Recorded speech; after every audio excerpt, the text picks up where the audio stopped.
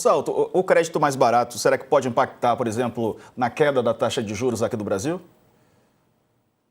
Eu acho que o crédito subsidiado é sempre uma forma de você compensar esse juro estratosférico que nós temos aqui no Brasil, né?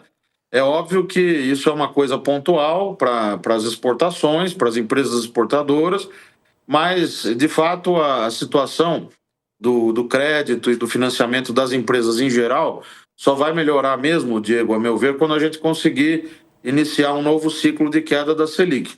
Eu não acho que está longe, viu? Porque se a gente observar a própria ata do Comitê de Política Monetária, eles reconhecem a desaceleração da atividade econômica, reconhecem que o dólar mais baixo também ajuda na inflação, ajuda a conter a inflação doméstica, e as próprias expectativas, por exemplo, coletadas pelo Banco Central por meio da pesquisa Focus, têm mostrado um cenário mais benigno para a inflação. Então, isso pode, a médio prazo, digamos, do fim desse ano até metade do próximo, trazer um quadro melhor para as empresas. Enquanto isso não acontece, aí nessa frente específica de guarnecer os exportadores, tem essa frente anunciada ontem, e tem uma que eu até escrevi aqui no UOL na minha coluna, acho que na penúltima, junto com o Roberto Gianetti da Fonseca, que são os ACCs, né, os adiantamentos de contrato de câmbio.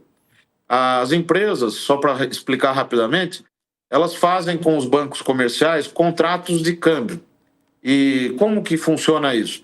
Então, se eu sou uma empresa que exporta determinado produto e sei que vou receber uma receita em 6 meses, por exemplo, eu adianto os recursos com um banco qualquer, esse banco vai acordar uma determinada taxa, né, comigo, e passado esse prazo, o contrato é liquidado com a receita que vai entrar das vendas. Nesse quadro que nós temos o tarifaço, o risco dessas receitas, em muitos casos, não se materializarem, esse risco é alto.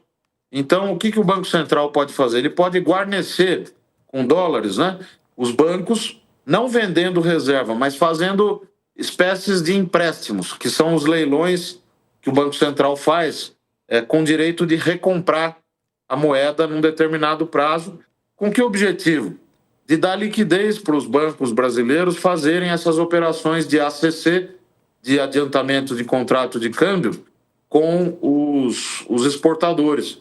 Acho que essa é uma frente que também talvez o governo possa avançar, e aí envolve também o Banco Central.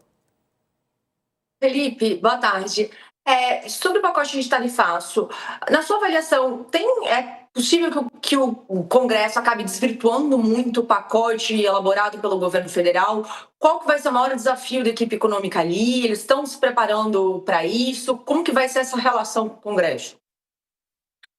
Olha, Letícia, sempre tem aquela brincadeira que eu me lembro quando eu fui assessor do senador Zé Serra, lá no Senado, e depois também na Instituição Fiscal Independente, também no Senado. Eu ouvia sempre que é aquela coisa de que no Congresso o projeto sempre entra um camelo e sai do outro lado uma bicicleta, né? Então, esse risco de haver distorções sempre existe. E vale lembrar que a agenda do Congresso está entupida, né? Porque tem o orçamento, o prazo está chegando, é 31 de agosto, o governo tem que mandar o orçamento. Tem as diretrizes orçamentárias que nem foram aprovadas ainda. Tem a questão da meta fiscal do ano que vem, se vai alterar, se não vai, no âmbito desse projeto de diretrizes orçamentárias. Tem a medida provisória dos títulos isentos, né? LCI, LCA, debênture incentivada, que o ministro Haddad aposta muito para ter uma arrecadação adicional no que vem. E as outras questões, como a reforma do imposto de renda, também está pendurada lá no Congresso. Então, em meio a esse contexto já bastante conturbado, chega agora um projeto de lei complementar, que é um projeto que basicamente exclui aquelas despesas do pacote, né, da meta fiscal. Precisa disso porque o arcabouço fiscal ele só permite que o crédito extraordinário, que é um instituto previsto na Constituição, fique de fora do teto de gasto, mas não da meta de resultado primário, né, receita menos despesa. Então, por isso que esse projeto foi necessário. E a medida provisória também é importante porque vai guarnecer, é onde estão previstos todos esses itens do pacote. Agora, o Congresso pode modificar, pode querer tirar as manguinhas de fora, sempre tem esse risco. O que vai precisar é a Fazenda ficar cuidando de perto ali, para que não aconteça aí uma distorção, né? Um desvirtuamento desse projeto inicial.